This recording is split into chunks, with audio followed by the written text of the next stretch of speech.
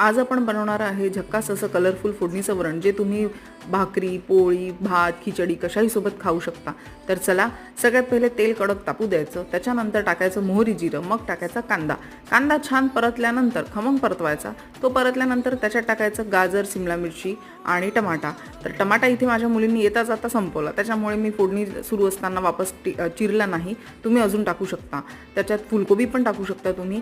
आणि नंतर टाकायचं आहे तिखट. त्याच्यानंतर हे माझं वरण होतं सकाळचं, तर मी हे रात्रीच्या जेवणासाठी फोडणी घातलं होतं. तर त्यात आता थोडं पाणी टाकून त्याला पतलं करून घेतलं. नंतर टाकला आहे गरम मसाला आणि छान त्याला मिक्स करून घेतलं. खळखळ चांगलं उकळू द्यायचं आहे. आणि वरण भरपूर उकळल्यानंतर त्याच्यात टाकायचं आहे छान फ्रेश कोथिंबीर.